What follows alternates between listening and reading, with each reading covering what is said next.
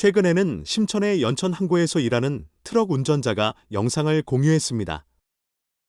그 영상은 주차된 트럭으로 가득 찬 항구의 모습을 담고 있었는데, 그러나 어떠한 인원도 없는 모습이었습니다. 빈 컨테이너는 마당 전체에 흩어져 있어 황량하고 기이하게 조용한 분위기를 만들고 있었습니다. 딱 2해 전, 연천 항구는 세계적으로 컨테이너 총괄량 기준으로 전 세계에서 4번째로 가장 바쁜 항구로 평가되었습니다. 작년에는 국제해운 컨설팅 및 분석 회사인 엘퍼라이너가 2021년 컨테이너 총괄량을 기준으로 한 세계 상위 30개 항구 목록을 발표했는데, 중국은 이 목록에서 10개의 자리를 차지했습니다. 상위 3개 항구는 상하이항, 싱가포르항, 닝보주산항이었고, 심천의 연천 항구는 4번째 위치를 차지했습니다. 광저우항, 5번째, 청도항, 6번째, 텐진항, 8번째, 및 홍콩항, 10번째, 과 같은 다른 중국 항구들도 상위 30개 목록에서 주목을 받았습니다. 그러나 단 2해 만에 중국의 외국 무역 풍경이 급격하게 변화했습니다. 자유아시아 라디오에 따르면 상하이와 닝보주산 항구는 이제 포기된 모습으로 나타나 컨테이너 트럭 운전자와 노동자들이 거의 모두 사라졌습니다. 상하이 항구의 한 터미널 운영자는 터미널이 빈 컨테이너로 넘쳐나 있어 이 중 많은 것들이 현재 몇십 킬로미터 떨어진 지항수 성태탄에 쌓여 있다고 언급했는데, 이는 최근 몇 년 동안에는 이례적인 광경입니다.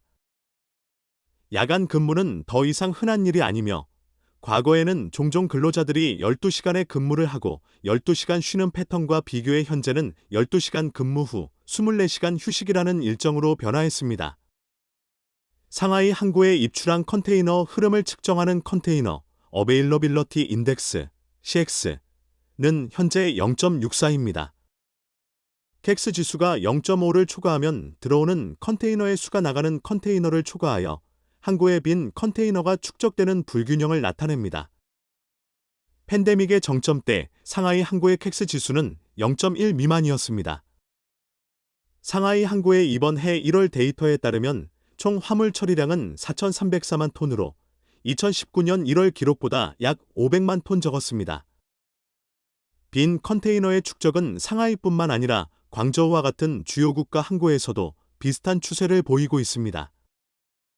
게다가 컨테이너 가격은 전반적으로 큰 폭으로 하락했습니다. 중국 광동성 심천의 외국 무역 사업주인 미스셀은 인터뷰에서 산업체인이 중국에서 동아시아로 이동했다고 말했습니다. 이러한 변화는 중미 관계, 봉쇄, 그리고 대유행 통제 조치의 영향을 포함한 여러 가지 요인에 의해 촉발되었습니다. 많은 외국 주문이 취소되었으며, 투자는 베트남, 인도네시아, 태국과 같은 국가로 재편되었습니다. 따라서 중국의 외국 무역 기업은 도전에 직면하고 살아남기 위해 대안 전략을 탐색해야 합니다. 관련된 계정에서 중국 블로거 나이유는 상하이 항구에서 포장 및 트레일링 작업을 하는 친구와의 대화 내용을 공유했습니다. 나이오의 친구에 따르면 중국의 외국 무역 수출은 해외에서의 코비드-19 발생과 국내에서의 효과적인 대유행 통제 조치로 인해 2019년 이후 번영의 시기를 겪었습니다.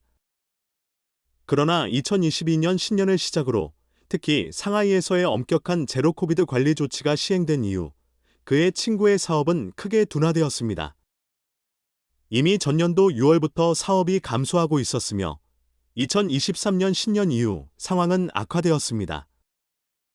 그의 회사의 창고 거의 모두 비어 있었으며 근로자들은 할 일이 별로 없었습니다. 사업은 이전의 수준의 10% 미만으로 줄어들었습니다. 중국 설명절 이후에는 그의 친구의 회사가 이전에 자체 차량을 운영했던 것을 포기하고 화물 배송을 위해 이를 사용하지 않았다고 합니다. 이것은 자체 차량 유지 비용, 운전자 급여 및 여러 차량 비용 포함이 매우 높아졌기 때문입니다. 심지어 중고차 딜러들도 재정적 손실에 직면했습니다. 중국 항구의 빈 컨테이너 문제는 지난해 하반기에 주목받게 되었습니다. 중국 항만협회의 12월 5일 발표 보고서에 따르면 11월에는 주요 허브 항구에서의 적재된 무역 컨테이너 처리량이 전년 동기 대비 거의 10% 감소했습니다. 반면에 대외 무역을 위한 빈 컨테이너 처리량은 전년 대비 거의 24% 증가했습니다. 이러한 상황은 주로 자신들의 생존을 위해 외국 무역 수출에 크게 의존하는 지역인 중국의 지역인 주장에서 특히 중요한 영향을 미쳤습니다. 제로 코비드 정책의 업무 영향으로 많은 대기업이 직원을 해고했으며 소기업은 문을 닫을 수밖에 없었습니다. 심천은 중국에서 가장 경제적으로 활성화된 도시 중 하나로 알려져 있었지만 상당수의 기업들이 이전하거나 폐쇄함에 따라 경제적 탄력을 잃고 있습니다. 2월 22일에는 심천의 네티즌이 동영상을 업로드했는데 그 동영상에는 연령에 따라 직원을 채용하는 공장이 등장합니다. 면접을 기다리는 사람들은 주로 젊은 남성과 여성들이었고 채용 담당자는 고함으로 1986년 이후 출생자만 채용한다고 선언하여 1986년 이전 출생자를 효과적으로 배제했습니다.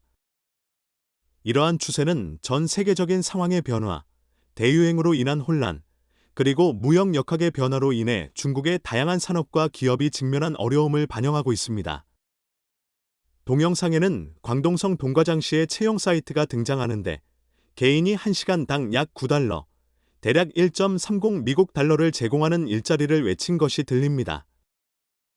동영상에는 이러한 포지션에 지원하기 위해 열심히 기다리는 많은 젊은이들이 나타납니다.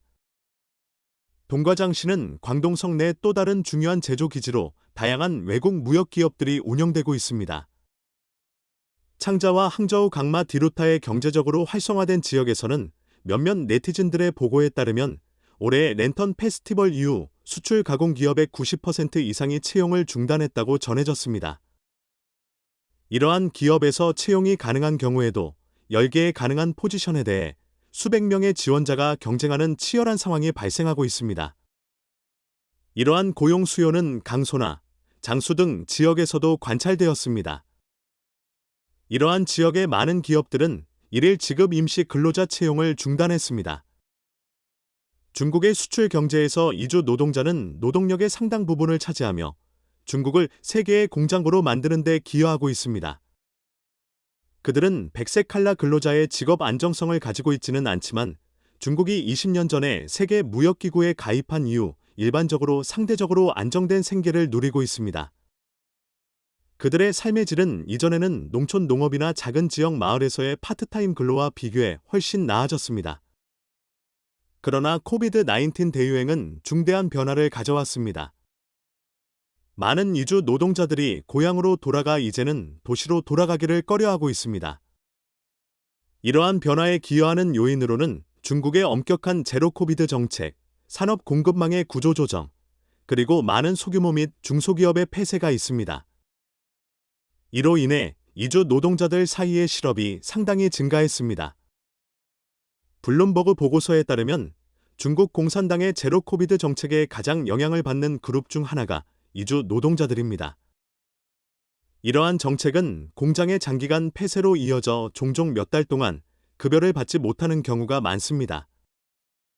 어떤 경우에는 외부 세계와 가족으로부터 분리된 채 닫힌 루프 상태에서 일해야 하는 경우도 있습니다. 이러한 어려운 상황은 중국의 이주 노동 인구의 삶에 중대한 혼란을 일으켰습니다. 남쪽의 경제 중심 도시인 광저우의 채용자들은 대부분의 이주 노동자들이 중국에 세입 후에도 일자리로 돌아가기를 꺼리고 있다고 전했습니다. 이 상황은 중국 노동시장의 장기 구조적 문제를 악화시켰습니다. 제로 코비드 정책이 시행되기 전에도 노동인구는 고령화로 인해 이미 축소되고 있었으며 젊은이들은 저임금이고 노동 집약적인 산업에서 근무하기를 덜 원하는 경향이 있었습니다. 수상구에 본부를 둔 채용자인 탄젠트닝이라는 채용자는 자신의 관점을 설명했습니다. 그녀는 중국 새해 전에는 가어민 팩터리에서 30명 이상의 직원이 있었지만 휴가 후에는 10명만이 돌아왔다고 언급했습니다. 이들 노동자들이 돌아가기를 꺼리는 것은 이해할 만하다고 탄닝은 말했습니다. 그녀는 고향을 떠나 부자가 될 수 없는 대도시에서 일하느라는 어려움을 묘사했습니다. 노동자들은 종종 작고 협소한 숙소에서 생활하며 많은 다른 사람들과 시설을 공유하며 돈을 절약하기 위해 오랜 시간 일하는 등의 도전적인 상황에 직면하고 있습니다. 그러나 봉쇄로 인한 불확실성으로 이러한 생활 방식이 덜 매력적으로 여겨지고 있습니다. 중국이 저급한 건설 프로젝트 전염병에 시달리는 이유는 무엇인가요? 먼저, 공학 설계 단계가 건설 프로젝트에서 중요한 역할을 합니다. 비용 절감을 위해 많은 프로젝트 소유자들이 반복적인 설계 수정, 일반적으로 설계 최적화로 불리는 것에 참여합니다. 유감스럽게도 이러한 방식은 프로젝트 품질에 숨겨진 위험을 도입할 수 있습니다.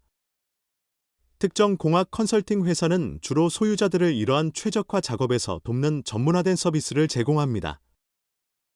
많은 전문가들이 국가 코드에 일치하는 이러한 최적화에 따르지만 이러한 코드는 항상 구체적인 프로젝트 지침을 제공하지 않을 수 있습니다. 여기서의 주류 사고는 코드 요구사항을 충족한다면 프로젝트의 장기 내구성을 희생하거나 품질 문제를 일으키더라도 그것이 감지되지 않는 한 허용된다는 것입니다. 코드로 명시적으로 다루지 않는 것은 자주 무시됩니다. 몇몇 경우에는 이상적인 조건이 안전 요소보다 우선시되어 공학 설계의 본질적 결함이 두부 드래그 프로젝트의 근본적인 원인으로 작용합니다. 둘째로, 건설 계약자들도 이러한 문제를 계속 야기하는 데 중요한 역할을 합니다. 일반적으로 대규모 프로젝트는 정부기관이나 국영기업에 의해 감독됩니다. 권한 있는 사람들은 종종 개인적 이익을 추구하며 때로는 친척이나 지인이 소유한 회사를 선호하도록 영향을 미칩니다. 예를 들어, 현재 시청 중인 비디오에서 우리는 하르빈 전력국의 이웨이 부국장이 자신의 형제가 소유한 회사에 합힌 전력보조 프로젝트 건설 계약을 수여한 사례를 논의했습니다.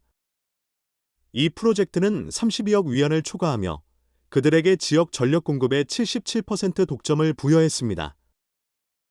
어떤 공무원들은 중개인을 통해 건설 입찰 회사로부터 혜택을 직접적으로 찾기도 합니다. 부패가 만연하며 공무원들은 입찰 회사로부터 뇌물을 받습니다.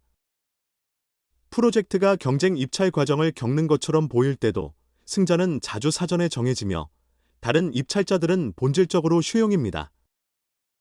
건설업자들은 종종 프로젝트를 확보하기 위해 뇌물을 지불하게 되며 이러한 비용은 결국 건설 비용에 반영됩니다. 유감스럽게도 이는 저품질이 작업과 저질이 재료 사용으로 이어질 수 있습니다. 세 번째로, 건설의 조직은 또 다른 중대한 도전을 제기합니다.